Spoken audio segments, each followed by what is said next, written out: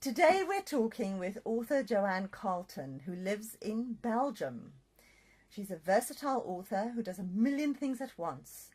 She writes short stories, young adult novels, children's books and thrillers, and publishes her work both in Dutch and in English. Hello, Joanne. It's a privilege. Hi, Hi, darling. It's a privilege and an honour to talk to you about your author journey and your books today. I'm so pleased that you've joined us. So let's just start at the beginning. Do you have a special place to write, and how often do you write? Well, I'm someone who is very busy in both my real life, my business life, and then my life as a writer. And coming with that, the fact that I have 3 children, it makes it often very difficult to find my special place to write. So what happens is I have 2 places to write. One is in an office in my attic. And the other one is downstairs next to the television where my kids are watching television. And that's really funny because I bought this noise cancelling headset the other day, Right. just to make sure that I don't hear my kids and the Simpsons or whatever is playing on television so I can write. That's very wise. Do you write aspects of yourself into your stories? I'm always curious about that. Yes, I do. I have certain quirky little things that I do, or things that I really like. For example, I drink a lot of tea. So usually there's at least one character drinking tea in every single one of my books. I also have many cats, and one of them is one of my black cats, basically, Emily. Actually, she was written into my book. Oh, right. Because she did something every time that we could walk down the stairs, going from top to bottom. She basically always walks right in front of me. And at one time, I nearly tripped over her, and I actually used that scene in my book. Oh, okay. I've read that scene. Now it makes sense. Now I know it's based on something real. Okay, so I know you had great success with your works published in Dutch. I'm guessing it spurred you on to also publish in English to a wider audience. Is that correct? Well, actually, yes and no. It's kind of the opposite. For me, writing in English is more like my natural language. So for me, I feel better writing in English than I do in Dutch. But I've been doing both for many, many years. I started out writing fan fiction a long time ago, which is how I really worked on my English. And then at one point, because of personal reasons, my work and all that, my kids, I stopped writing for a very long period of time, nearly 10 years. And when I restarted it again, I felt I had to take it one step at a time, so I started writing again in Dutch. But then I started to feel, okay, I want to do my English again, I want to do stuff with that again. So then I started, restarted my writing in English. So now I do both. I can really switch between the 2 languages. Wow, that's fantastic. Yeah, but it's not really for me personally, it's not really for finding a larger audience. It's more because for me it feels so natural. And sometimes I really have the feeling that I can express my emotions more in English than I can in my own language. Oh, wow, that's very interesting, isn't it? Yeah, because I'm bilingual too, and I find writing in English much easier too than writing in my mother tongue. Yes. You mentioned writing for fan fiction first. Where did you do that? Was it somewhere like Wattpad?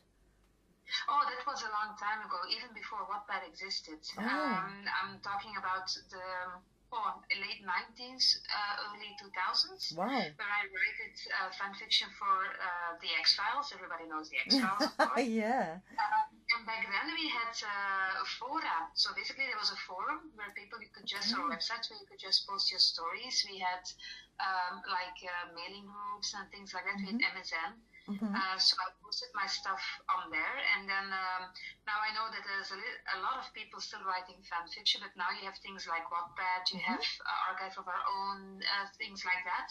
But I've never really tried that because I'm way past my fan fiction writing days. But I think it's really, really interesting that young people who start out writing, that they have platforms like that to really express what they feel. Because a lot of including myself, we write because we love to write. And it doesn't matter what you write, as long as you have a platform to really show it to other people and you have people reacting to it, I think it's fantastic. Exactly, yes, I'm with you on that 100%, absolutely. I've read your first young adult novel, Heartbeat, that you published in English. It's a wonderful story, brilliantly told. Can you tell us about the inspiration behind it, please? Well, it's kind of a long story, but a long story short, it's a bit sad, really. My father and my sister both died in about 6 months apart in a very short period of time. And sorry to hear that. Back then, yeah, thank you. But it's now nearly I think my sister's nearly 5 years ago by now. Mm-hmm. And back then, I wasn't writing, and because I was really busy with my life and business and all that stuff. And then at one point, I think about a year later, I started writing again, because for me it was like an unfulfilled dream that I wanted to do. Right. And that kind of became the basis. People dying young, and I was thinking, I've done nearly everything I wanted to do in my life, but I haven't done what I really wanted to do, fulfill my true dream. Mm-hmm. So I wrote this book, a young adult book called The Island, that I published in Belgium and the Netherlands. Right. And then around the same time, there came this idea of doing something with the sadness and the grief I felt for my family.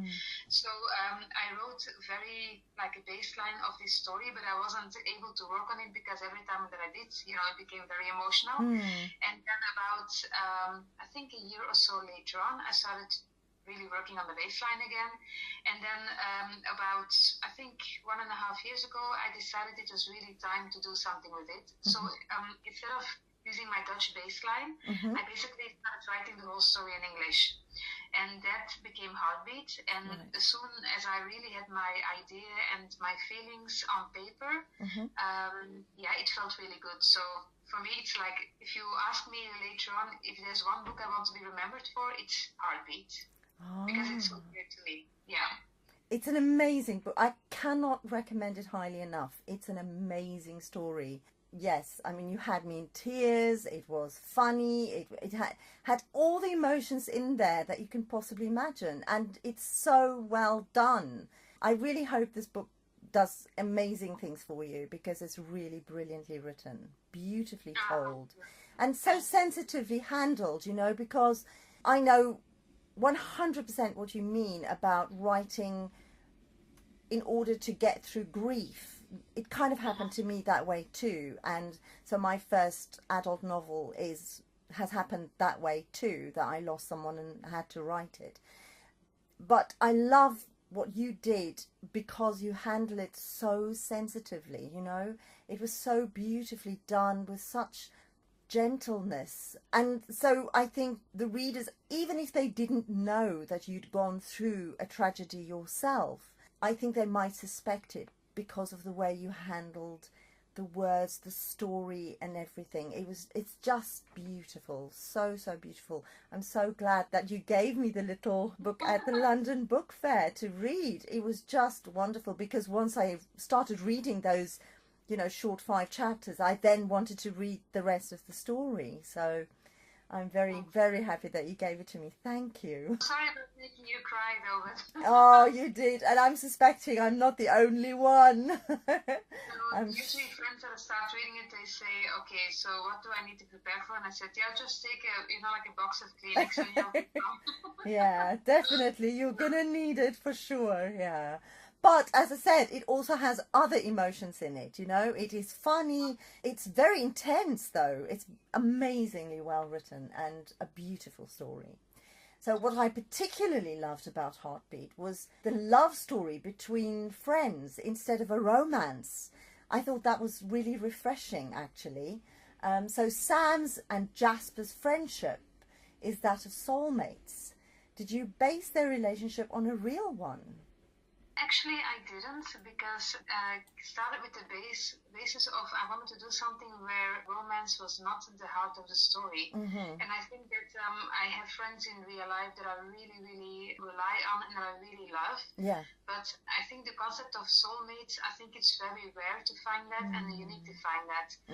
However, in this case, what I really not wanted to do was have them end up together. Yeah. You always have this little fantasy as a writer, if someone would make a film out of this book, what would they? I think that the one thing I would put on paper in my contract is do not have them have a romance, because that's not the point. The point is it's unconditional friendship, and it doesn't matter that they would. I mean, for me, it's very important that they're not a couple, because that's kind of a thing that's been happening a million times. Yeah. And it was not a story about romance. It was a story about what would you do if your best friend became so ill that you knew that he only had a couple of days to live. That's in your world, so what would you do then? Yeah. And the question more was, okay, I asked myself the same question, and the truth is that I couldn't answer that question, because for me, my dreams have been fulfilled, what I wanted to do in my life. Right. But I were in that case that I really had something that I really wanted to do with a talent that I haven't pursued yet. That came up. And then the choice of making Jasper, it's not really a spoiler, I guess, but the choice that Jasper has a singing talent, the fact that music in the story is actually deliberately done, because music is basically all the songs that have been picked for the book have meaning. Every single one of the songs has a meaning, and the meaning has something to do with my father or my sister. Wow. So basically, that is why those songs are in that book, which also reflects a bit who I am as a person.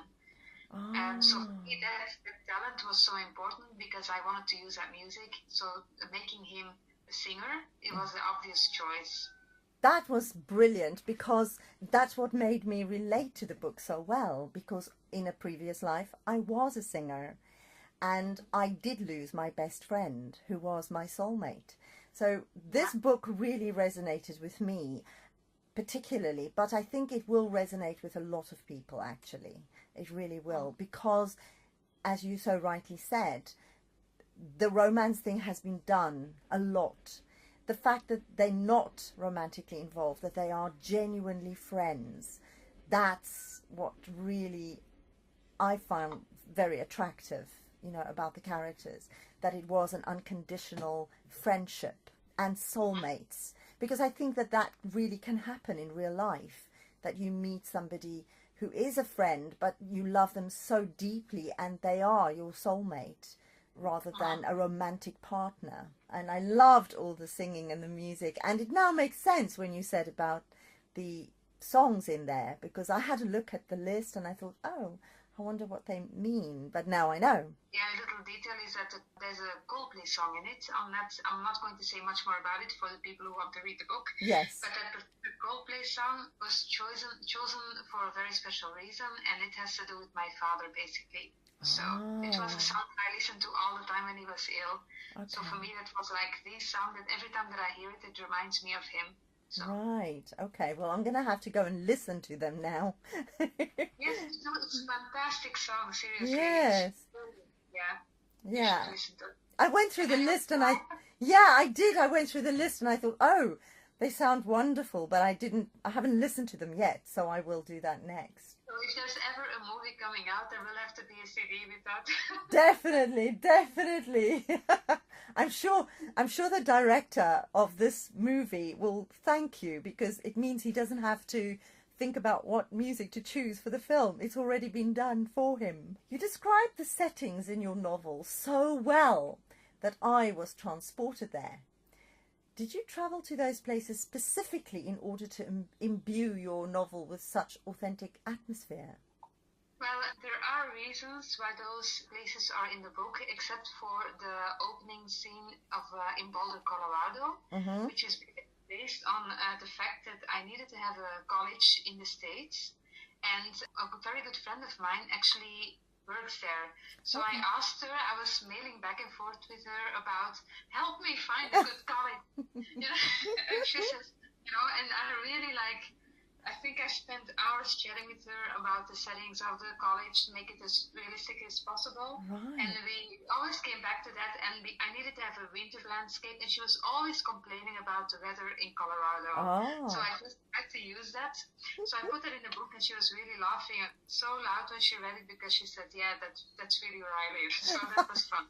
And then the part in London, for me, London is my second home. I love the place. It's fantastic. And I used all the areas that I really am fond of. But there's a second reason, and that reason is also related to my father, is the fact that we had booked a trip to London in the week that he died. Oh, so basically, we never wound up in London. It was my first trip with my kids to the place that I love, and we had to postpone for 4 months, which in itself, of course, was, I mean, it was natural you postpone it. Yes. But then when we finally did have the journey, we went to all the places with my kids that I really loved, and I put all those places in the book. Wow. So, for example, the O2 Arena, which has a really warm place in my heart. There's a lot of areas like Primrose Hill, Camden, which for me are like every time I go to London, I visit Camden. Oh. So when I'm there, I think about, you know, my family and whatever happened then. So for me, it's a very, very special place. Gosh, yes. Well, next time you're in London, you should let me know.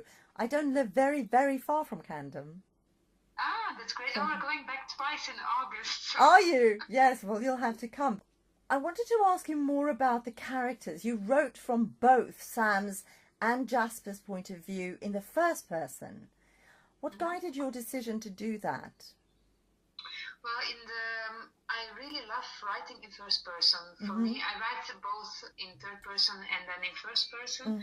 But in first person, for me, it always gives something extra. I'm someone who really invests a lot of time in getting to know people. For me, the characters in my books are real people.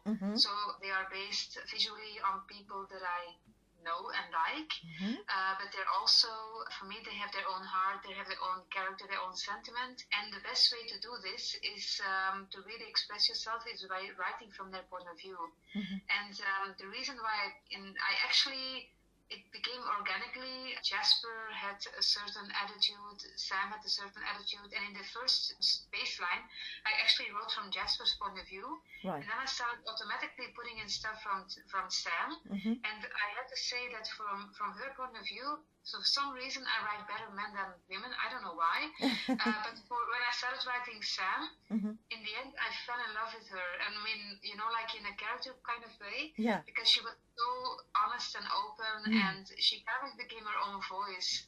And then, the rest of the story just wrote itself. It's like I created them, and they started telling their story, and I just had to write it down. Right, so, that's wonderful. That's the best way, isn't it, to write?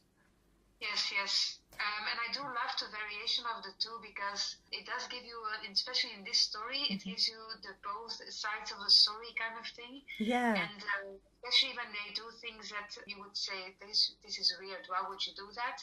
Because there are some scenes in the book that I know people would say, why would they do that? And then if they explain why they did it like that, you know, it all makes sense in the end. Of course. Yeah, absolutely. And I loved that.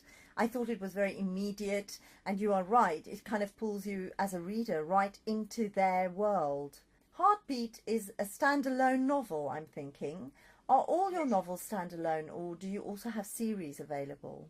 Well, Heartbeat was a standalone novel for a very particular reason. It really has a closed ending, and I didn't want to go back and say, okay, 10 years later, like for example Jojo Moyes did that when she wrote her series From Me Before You. She actually continued with the life of one of the characters, and I didn't feel I want to do that, so I really made it a shut ending. But I do write a series. I haven't written them in English yet, but I'm actually planning. I wrote a book called Kill Me Again, which is a very long book, and it has a very open ending, and I was actually chatting with one of my best friends about it earlier today, and I'm actually planning on making a series out of it and really taking the book to me again and then cutting it up and making it in a 3-parter. I was thinking about that the first time that I started writing the book, and then I didn't do it, and I kind of regretted not doing that, so I'm actually thinking about cutting it up and really making a lengthier story from it. I've written a young adult series of 4 books in Belgium and Holland, and I'm also planning on rewriting them in English. That's something that I plan to do next year. I have a lot of plans. But the idea really is to continue writing series, because I know that it's something that I really love to do. But the one thing that I don't want to do is make endless series. So 3 to 4 books max, and that's it. Because I want to explore new worlds and really do new things with new characters, and you cannot do that if you keep on using the same characters over and over again. That's not really my cup of tea, so to speak. Yeah, I understand. I'm the same as you. I've read the first 5 chapters of that book that you've just mentioned as well, and it was, again, really riveting. I can't wait to read the rest of it. Yeah.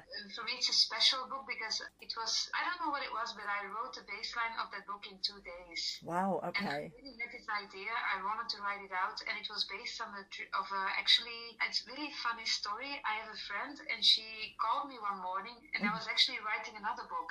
Right. And she called me one morning, and she says, "Yeah, I had this really weird thing happening.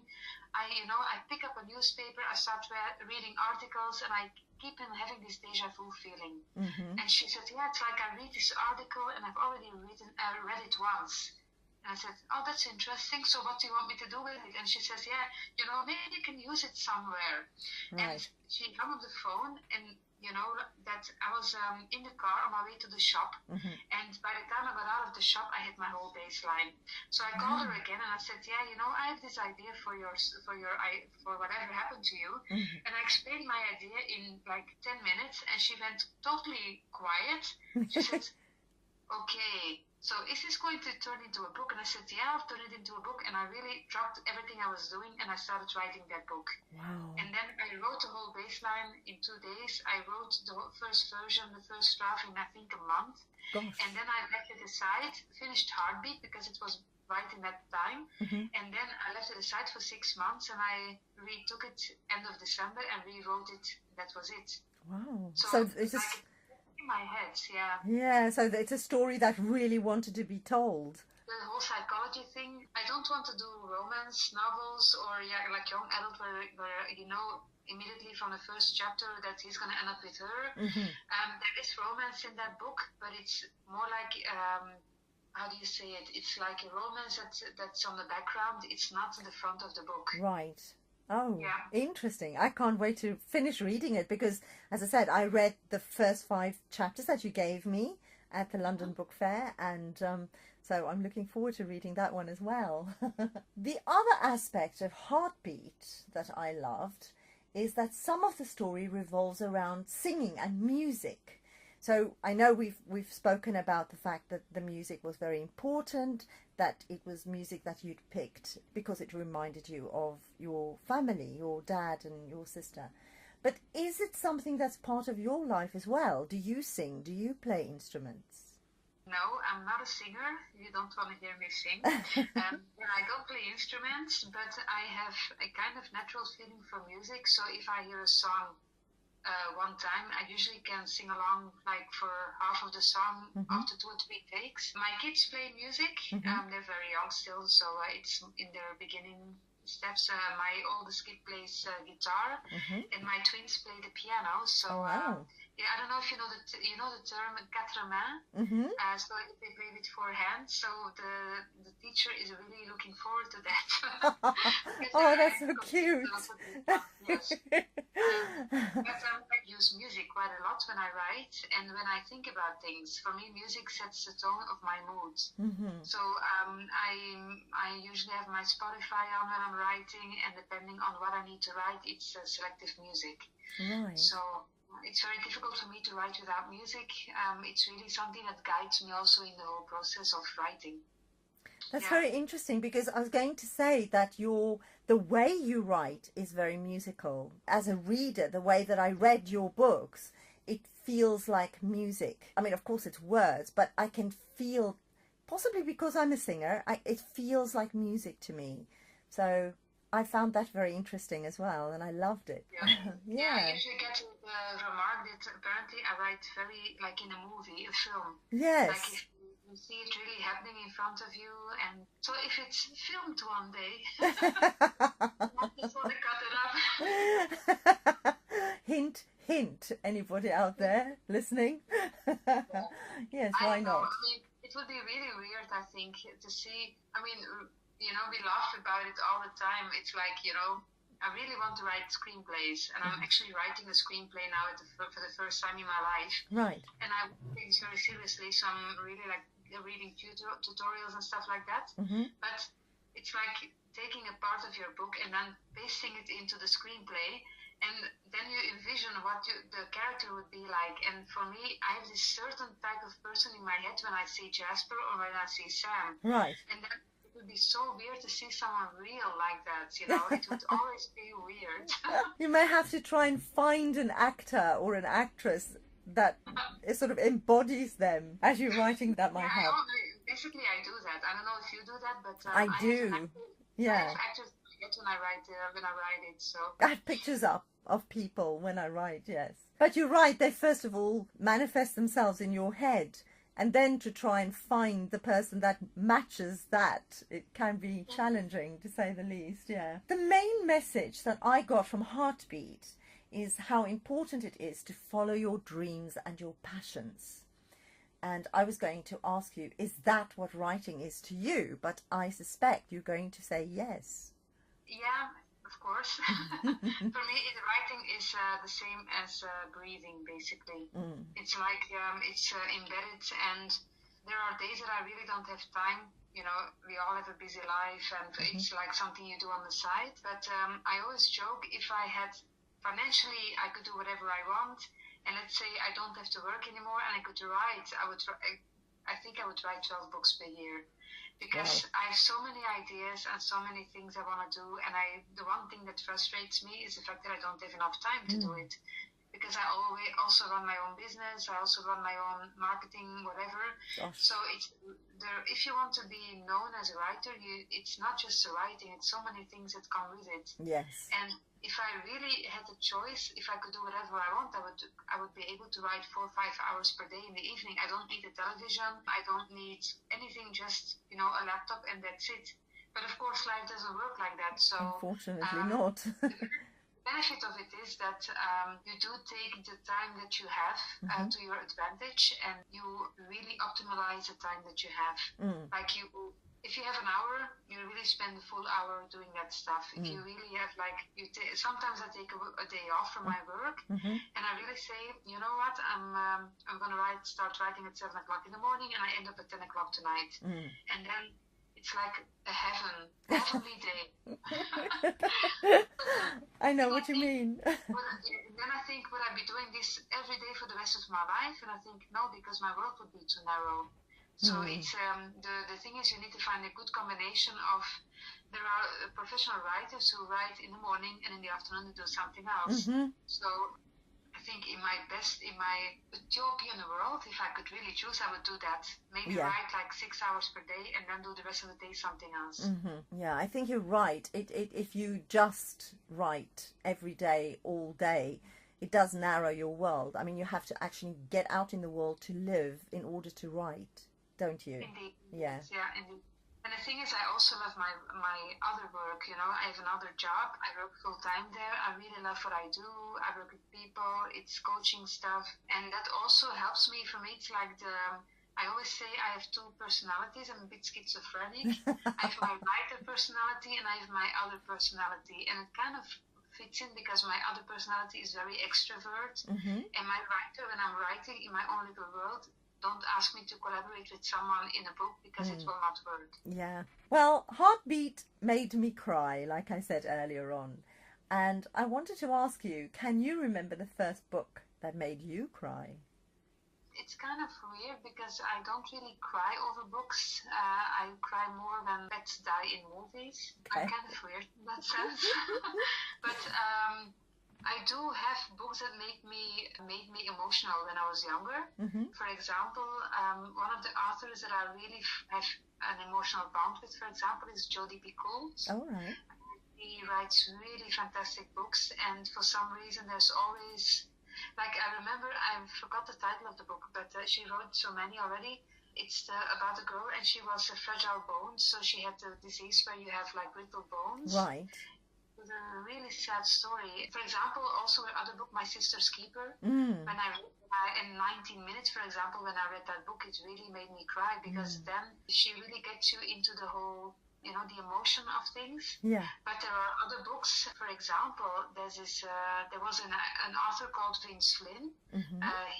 passed away a couple of years ago, and he wrote a series, and it's now being written by someone else called Carl Mills, and there's a series about an assassin, American assassin. There was a movie about it last year, and there's this one book.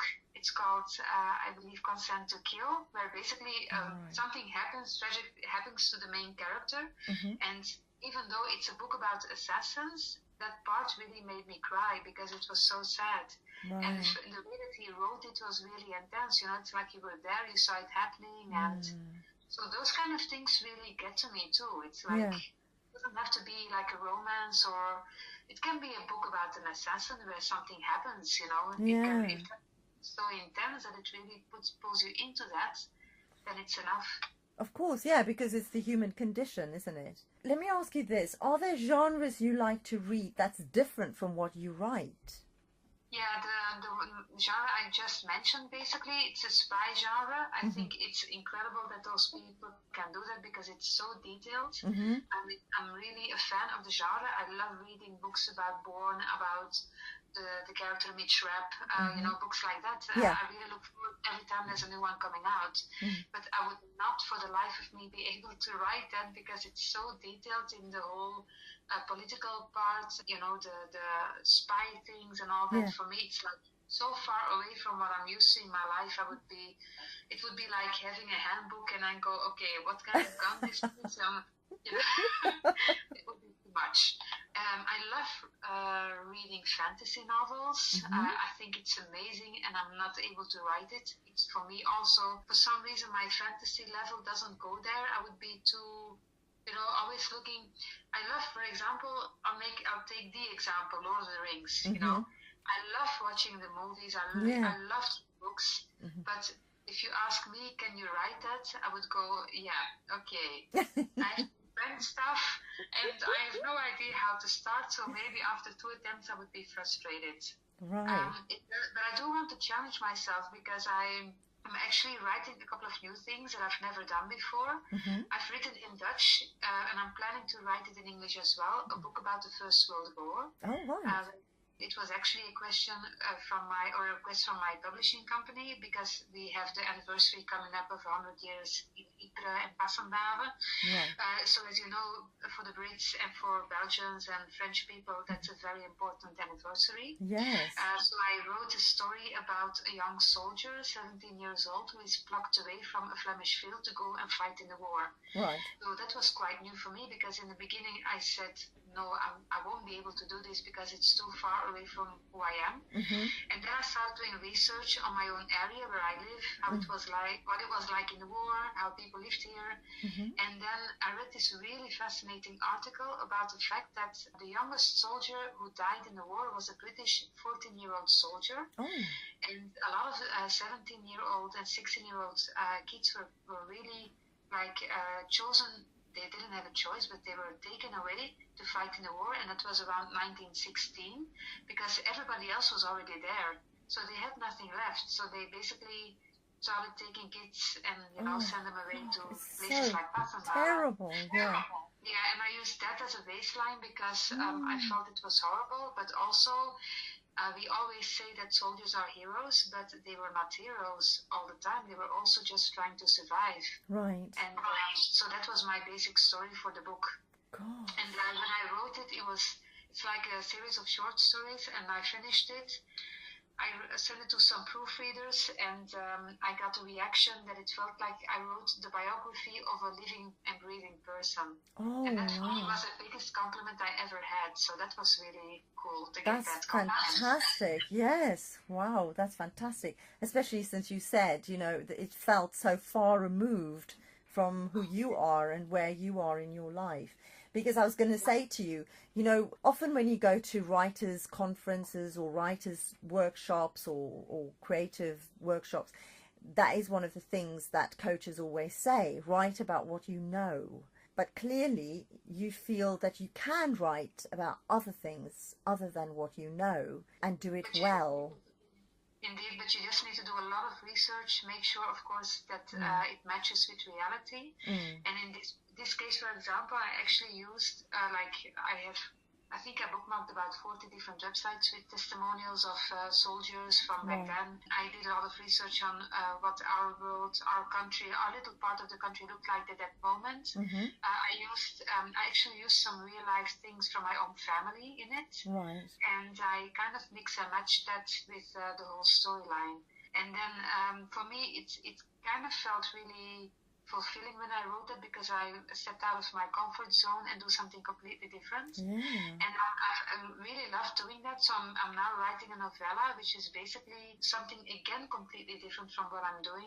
It's not a dystopian book, but it's like something having to do with the end of the world, but in a way that it's set in modern times. So it's very peculiar. But when I started writing out that baseline for that book, it also felt like, I can really do something with this. And sometimes when the ideas cling to you, you have to do something with them. Yes, because they're shouting. They're shouting to live in the world. Yes. They're screaming in the back of your head all the time. What are you going to do with me? Yes. I will not be denied. Yeah. Something like that. Exactly like that. I don't know how it is with you, but I wrote a book about 2 years ago. I haven't even published it yet. And it's waiting to be published. And I know that if I just need to pick it up, I have 1 month to finish it. Right. But it's like waiting for the right time. And that's what I often have with ideas. It needs to like grow, and it's like with Heartbeat, I had the same feeling. I wrote it and I left it aside until I was ready to not cry when I was talking about it. Yes, yeah. But also because it was the right time to do something with it. Yeah, I think it's true. I think everything has its time, its perfect time, And of course that includes books, yeah. Do you write what you feel your readers will enjoy reading?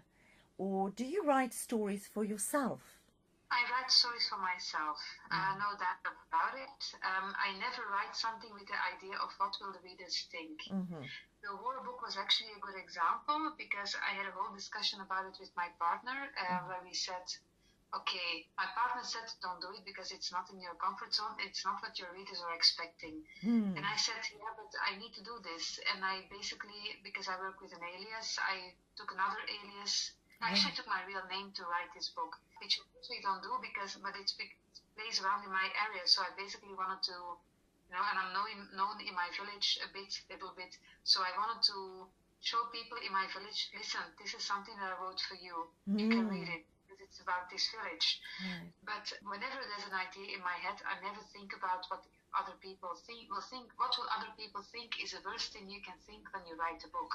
And I think you have a couple of different types of writers. You have people who write the things that they know that people will love to read. Yeah. And it's something that happens a lot when you are in the thriller genre or in the romantic genre. It has a certain framework that you're working with, and you know that people who love to read thrillers, they love to read in that framework. Right. But even though I've never written a science fiction story, why as a writer should I not be allowed to write that? Yes. You know what I mean? I absolutely agree, yeah. Yeah, so I don't know what's going to happen. It could be that in 10 years from now I might write a science fiction story, or I might write something about an American president. I don't know, not the current one, but a fictitious, maybe a female president. I don't know. That would be interesting, yes. Well, we live in a fictional world, really, right now, I think.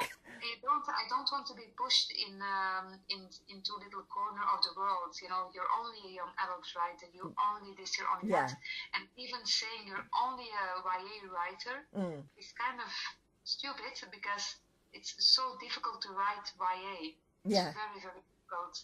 And you have like 1,000 subgenres in the genre. Right. I'm personally, I read dystopian, but I've never written dystopian. And I don't think I'll ever write dystopian, because for me it's also again something that I don't think about. Right. But YA is so much more than just that, even though a lot of people think that if you write YA, it's the Hunger Games, or how many times people said to me, the new J.K. Rowling. No, there's only one J.K. Rowling, Of course, and yes. There's only one person like that. Yeah. Why would you want to be a new J.K. Rowling? Because that would not be possible. Well, you want to be yourself as well. You want to be who you are and bring your stories to the world. You don't want to be bringing somebody else's stories, do you? Indeed, and I think that you need to be realistic. I mean, there's not a lot of people out there who write to earn a living. And I don't know if I want to be a writer who writes to earn a living. I want to be a writer because I love writing. Right. And if people enjoy my stories, and if they give comments on it, I'm really happy. Every time that somebody posts something on Goodreads, or they send me a message, oh, I read your book and it made me cry, or I made me laugh, or whatever in between. Yeah. It's just like, if people comment on your Facebook or they comment on your Twitter, you know, I really loved your book. Or even if they criticize it and they say, you know what, this part I didn't really like, that's perfectly fine, because it's a learning curve. You need to take that good and the bad. Absolutely. As long as the reviews are not personally attacking you, because that's the downside of social media sometimes. Unfortunately, yes. Unfortunately, but if you get reviews from people who really, really say, you know what, I really loved your book, but this part I did not like for that and that reason, I'm perfectly fine with that. It's impossible to write books that everybody loves. It's impossible. No, of course it's not possible. But also it's nice when that happens in a way, because it shows that the person actually took the time to read the book. That they didn't just flip through it and went, oh, well, I don't really like this or whatever. They actually read it. That's why they can say, this part I didn't like so much and this is the reason, or whatever, you know. I agree with you about reviews and notes and hearing from readers, because when we are writing, I don't think that we're alone when we're writing, because we're with our characters, but it isn't a solitary thing that we do. And so it's lovely when other people tell you, I've read your book and I really liked it, you know, or I've read your book and I liked it, but this part I didn't, or whatever, because then you can have a conversation with them as well. You know, I think that's great. And that's what all art, in my opinion, should do. It should make you think, and it should make you question things. So if books do that, that's wonderful. I think the only thing is, it's always so scary, because it's every time you're a baby. And sometimes you see that in reviews. I mean, fortunately, I've had the fortunate luck that most of my reviews that I've been received were very supportive and positive, and I really cannot complain in that area. But sometimes I see reviews online that I think, oh my God, this is so sad. Even if you read a book that is not okay, and you think, no, you know what, it's not my genre, or it's not what I expected it to be, I would urge reviewers to keep in mind that it's always someone's baby. It's yes, and they spend months. Exactly. So it's like seeing a baby with ginger hair and a lot of freckles on his face and go like, ooh. And then that baby is someone else's baby, you know, and they love him or her. Yeah. Keep that in mind, which is also something I keep in mind myself when I write reviews for other people, because I'm often asked to write a review about other people's books, but I'm always sensitive of that sense, because it is someone's kid and they spent hours on it, you know? Of course, yes. And we can't always know exactly what's going on in their lives as to know why they wrote the way they did. But there are books that's not edited and, you know, stuff like that. Then I understand that people get a bit frustrated, don't they? If it's not well edited and there's spelling mistakes in it and words are missing and stuff like that, then I can understand why readers get a little bit frustrated. But it's, you're right, it still doesn't really give them the right to be unkind about the story, because a story is a story. And I think sometimes, especially with indie authors, they don't always have the budget to pay for editors and proofreaders and all of that, so which is what they have to do in order to get the books out. But I think all stories have a place in the world, don't they? Exactly. Yeah. So how long on average does it take you to write a novel?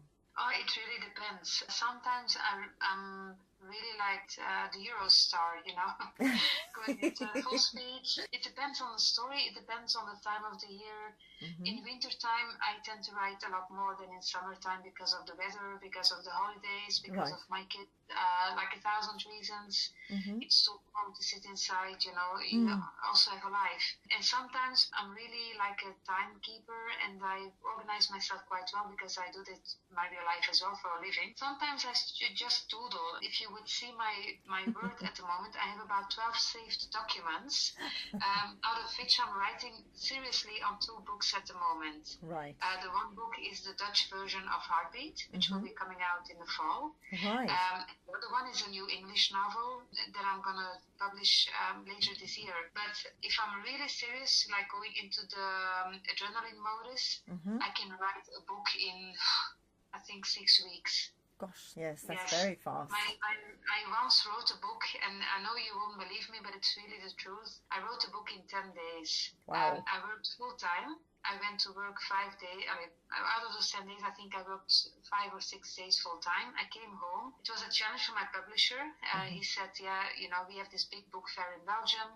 Right. I just finished my first book. He was publishing it, and he challenged me. He said, yeah, I want you to write a thriller by the time of the book fair. And I said, are you crazy? And he said, no, I know you can do it. And I said, yeah, you're crazy. So basically, I spent all night lying awake in bed going over all my ideas, and I had this short story of about 20 pages.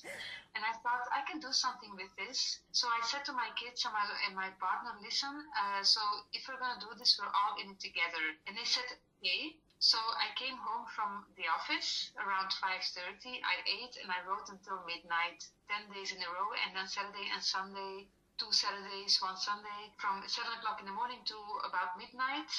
I finished on the second Saturday evening. I didn't feel my hands anymore, but the book is finished. Oh my God. Doing that again. I'm seriously not kidding. I'm never doing that again. I'm sure you must have felt absolutely drained and exhausted after that. I was, and I had to go to work on Monday, so that was fun. Oh my goodness. But it was the adrenaline rush that really keeps you on your feet. But the thing is, of course, in real life, you don't do stuff like that because it's not okay. I re-edited the book later on because it was edited like 4 times. Right. And afterwards, you know, I had a second version of the book, a longer version that I thought if I had had more time, I would have put that in as well. Yeah. So it's still published and it's still going well. But at one day, I'm going to do this like a special edition kind of thing with it and get it, I don't know, like my version, the author's version out of it. But when I tell my friends, they go like, what? I mean, the book is perfectly fine, you know, but it's like in my head. Yes. Then again, if I would rewrite all my books, I'm an endless rewriter. I would rewrite until the end of days. You remind me of myself. I'm rewriting my first book as we speak. My partner actually said you will never be able to publish a book because you always keep on rewriting. I said at one point, I shut down my laptop and I said, it's done. Then my partner said, yeah, right. And I said, no, seriously, it's done. And now I've learned in the process, you know, it's my 8th book or something now. Yeah. I've learned to really say to myself, it's over and done. Voila. It's done. But it's not easy. Yeah. It's not easy. Yeah. But well done, though. That's quite something. I mean, what do you think in that case of, is it November when the NaNoWriMo month is, where people sign up and then they write 50,000 words in a month? Oh yeah, but I love NaNoWriMo. But I love the concept because, you know, yesterday I was invited for this like writing spirit group on Facebook where people are basically writing with a timer next to them and you write for an hour and then you stop and you write again. I know people in real life who spend a lot of time, and when they hear this they don't know who they are. They spend a lot of time online and they basically always say, I don't have time to write. Yes. Yeah, you don't have time to write. Shut down everything else but write. Yes. Know? For me, it works. If I'm really writing, I can write 3,000 words in 1 hour. Gosh, if I really that's fast. To it, I can do that. Yeah. But the thing is that you need to mentally pull that switch in your head and say, I can do this. Exactly. Like writing is also self-coaching. You really need to coach yourself into spending the time to write. Because the thing is, if you write, you know, we all know you're not getting rich from writing because it takes you ages to finish a book.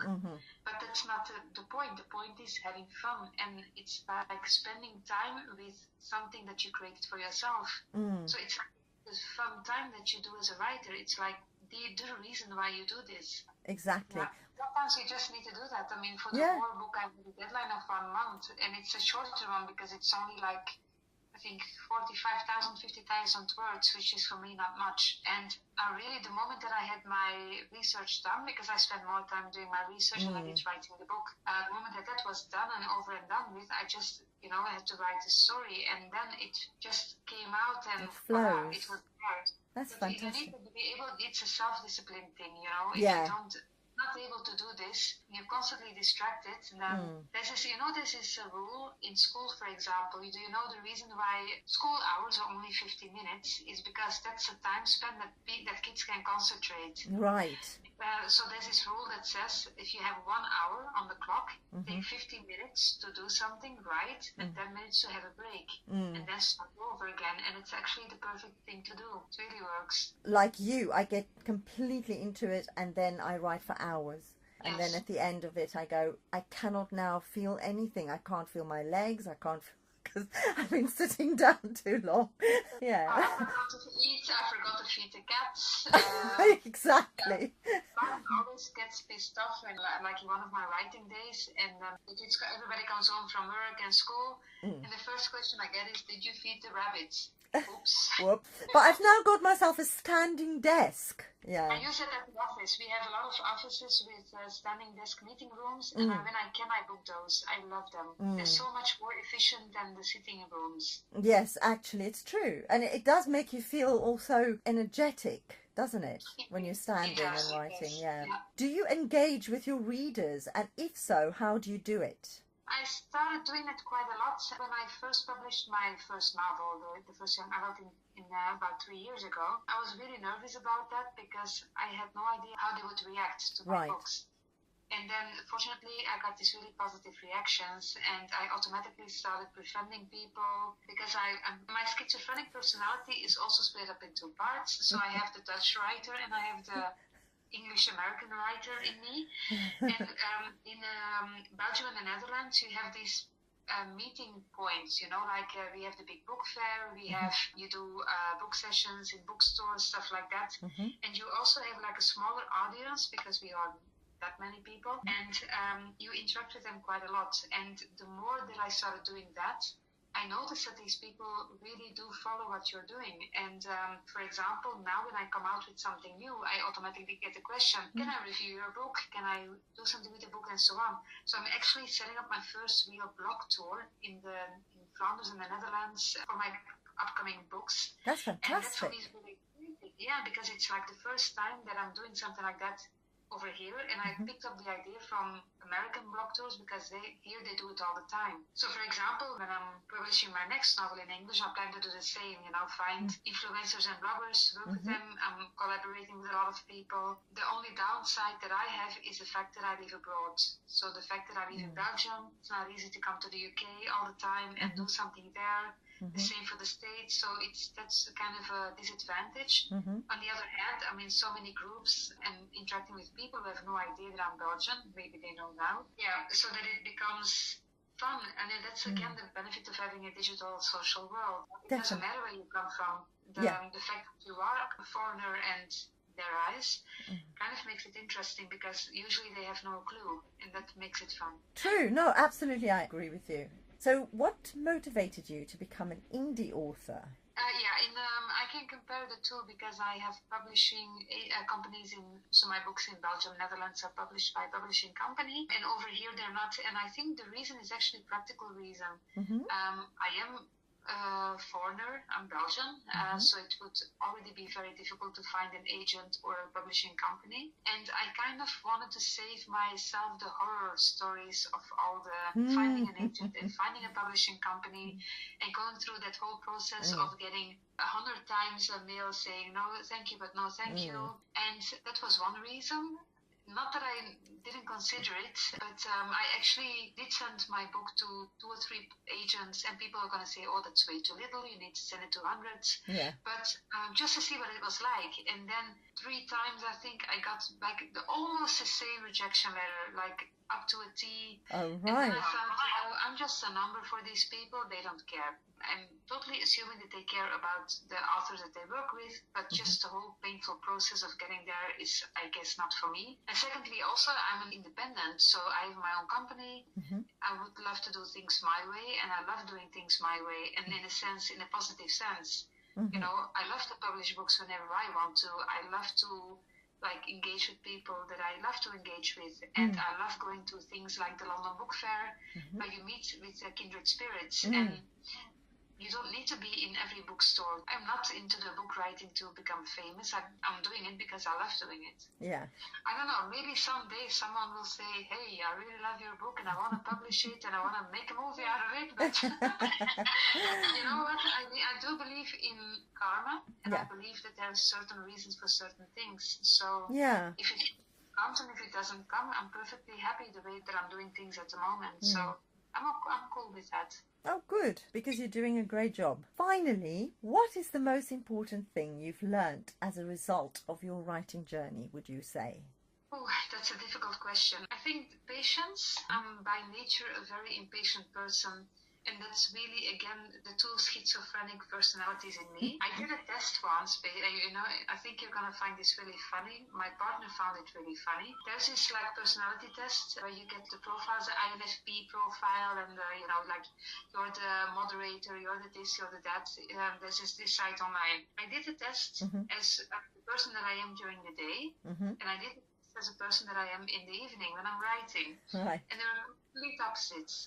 Really funny. That's brilliant. I discovered that in my real life, I am that impatient person. I still am. And then as a writer, I can really literally spend 20 hours per day behind my laptop if I would have the opportunity and write. And you have to have a lot of patience for that. You cannot go from the first chapter to the last one and it's finished. So it's like every word counts, every single letter counts, and that is something you need to learn. If you are someone who writes because you want to earn money, you're in the wrong business. If you're someone who is impatient and you want to get the book in the store tomorrow, you're in the wrong business. It doesn't work like that. Sometimes the process takes a year or even longer. We've noticed that. So that is a point that I learned.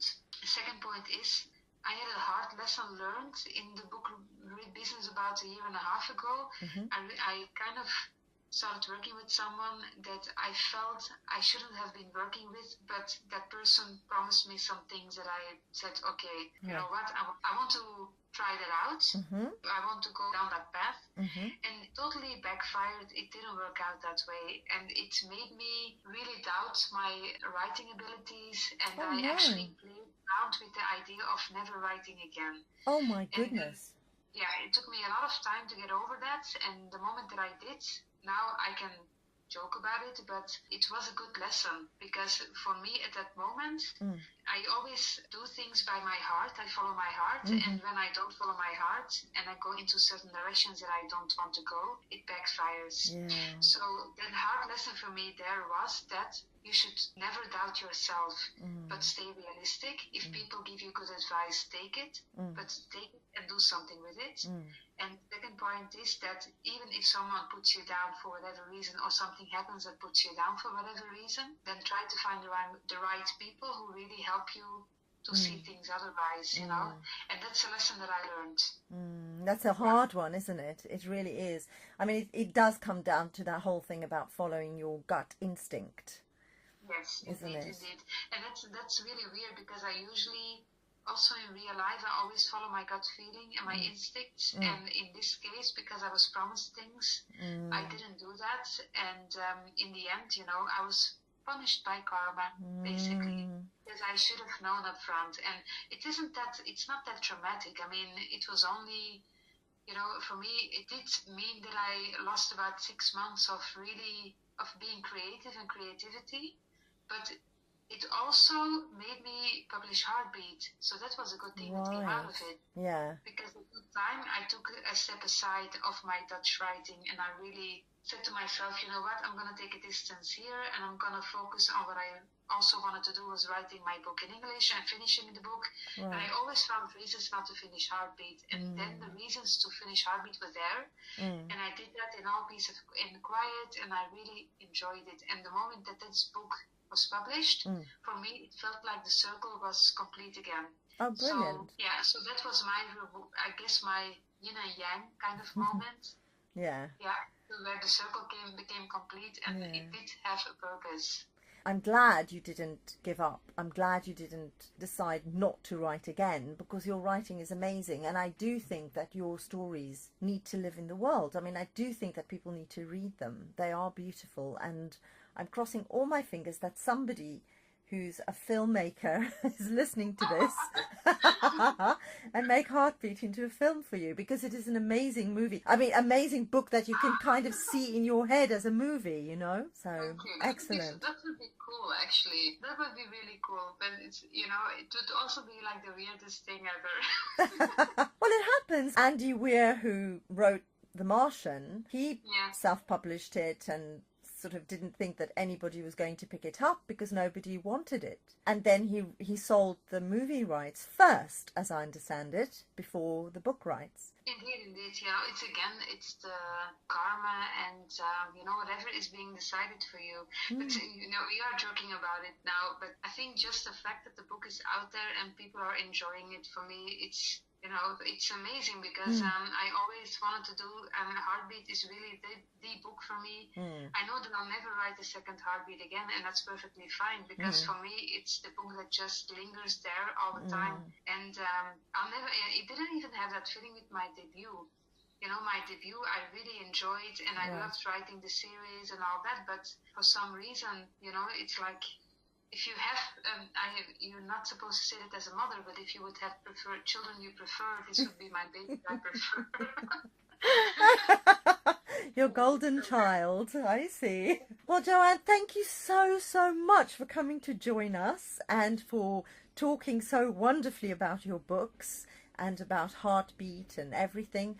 It was wonderful to talk to you, and I hope we're going to do it again with your new books in the future. Oh, that's fantastic. Yeah, thank you. And thank you so much, Angelina. I really enjoyed it. You're a great person, seriously. Oh, thank you. And so are you. How wonderful it was that we met each other at the London Book Fair. You see, but that's also the karma thing. Yes, had to happen.